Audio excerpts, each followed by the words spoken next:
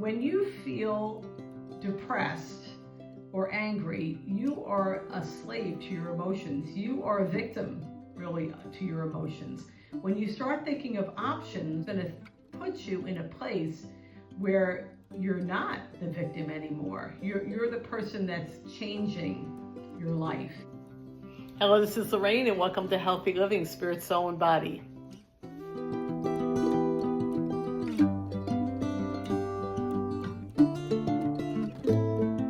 So today we're going to talk about emotional health, or how to strengthen yourself on the inside so that emotions don't rule your life, okay?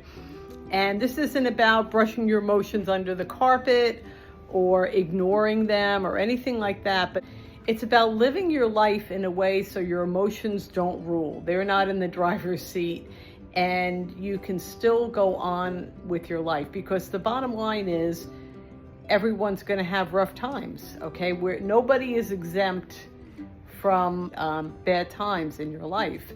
And I can attest to that, right? I've had some things that happened to me, but especially after my son passed away, I refused to just exist anymore. It motivated me to really get a hold of my life and get a hold of my emotions especially. So we're going to talk about some things that we can do to build emotional resilience. And what is resilience? Resilience is really dealing in a healthy way with the things that happen in your life. I heard from someone that you shouldn't be a thermometer, you should be a thermostat.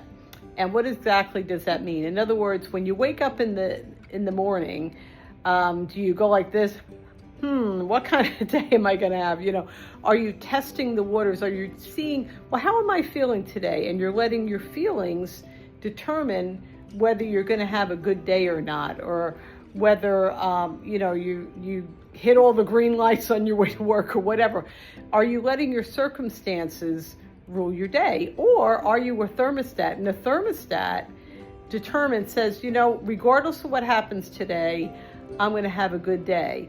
And so even though you might hit every traffic light on the way to work, or even though your boss is in a bad mood and all these different things, you don't let it affect you the way it could. And so we're going to talk about different things that we can do to stay strong emotionally. Okay? So here we go. So the first thing I want to do is I want to give credit where credit is due. I'm going to be getting a lot of the information that I'm talking about today from John Maxwell's book, No Limits. So I'm just going to begin by giving a definition of resilience. Resilience is an ability to recover or adjust easily to misfortune or change. And that's basically what we're talking about today, how to deal with change or things that happen in our lives. The bottom line is, if you can't deal with stress or emotional pressure, it's going to take a lot out of you. We all need to learn how to process our life in a healthy way when we go through difficulties. But I'm going to read a few things basically from John Maxwell's book to encourage you and to get you to see things maybe a little bit differently. So there's things that you can do to influence your emotions, okay? And a lot of times I coach people, or I talk to people that are going through rough times, and I'll say, well, can you get away from your house if they're having some problems, say with their husband or with their family or in their life in general?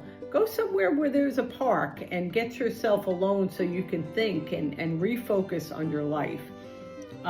Sometimes only by taking action can you pull yourself out of the pit that you find yourself in. Hoping, wishing, denying, crying, cussing, fussing, moaning, and blaming and waiting will only keep you in the pit.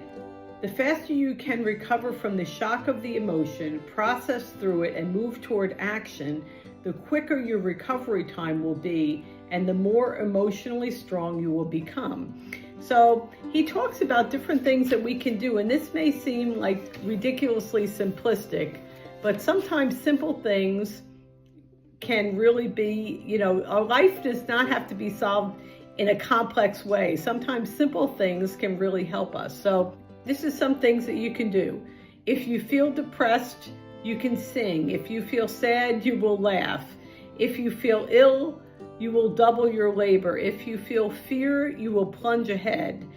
If you feel inferior, you will wear new garments. If you feel uncertain, you will raise your voice. If you feel poverty, you will think of wealth to come. If you feel incompetent, you will remember your past success. If you feel insignificant, you will remember your goals. Today, you can be a master of your emotions, right? So, and some other things you can do, you can, read a book, reread a book that might have helped you in your past. Put together a list of your accomplishments, like it said. I did that one time, and it really, really helped encourage me.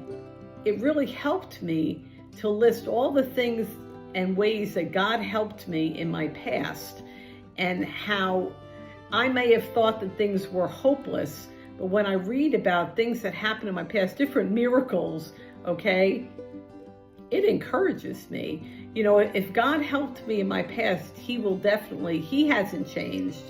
So He's going to help me in my future. As I trust in Him, He's faithful.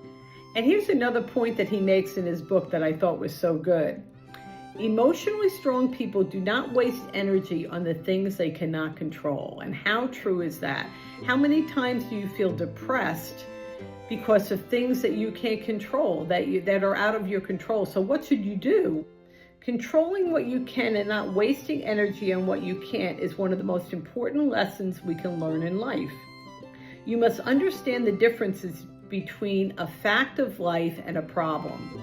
And how true is that? A fact of life is something you cannot control or fix. A problem is something you can fix. That is seriously good advice.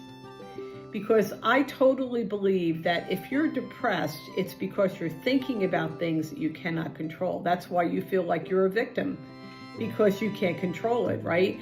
But if you start thinking about options, you're going to feel a whole lot better about your life in general, because you know that there are certain things that you can do. And that's why, if I'm going through a rough time, I'm going to find a place where I can get quiet so I can think. Get a piece of paper and write down what you feel are some options. When you start really giving yourself time to think, you're going to find out that there are so many different things that you can do, that you're never in a place where you can't take action, okay?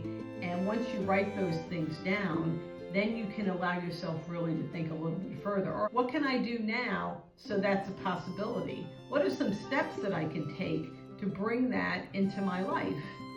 And see how much that just taking action is going to help you so you don't feel like the victim. Really, when you feel depressed or angry, you are a slave to your emotions. You are a victim, really, to your emotions. When you start thinking of options, it puts you in a place where you're not the victim anymore. You're the person that's changing your life. You need to be seeking God for the answers in our life. He knows the future. He knows where the pitfalls are. He knows where the potholes are, and He can get us around those things, okay, if we keep an ear open to His voice.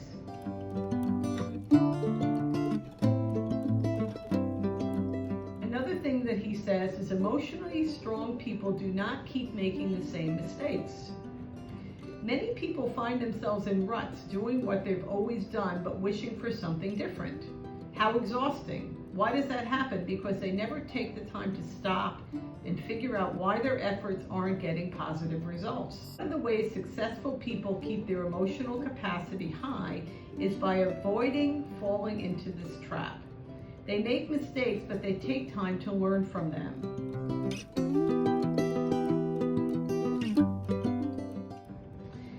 John Maxwell also says the most important conversations you and I have each day is a conversation with yourself. Self-talk has a great impact on us. This is where we can coach ourselves to remain positive while looking at the negatives or the negative things in our life.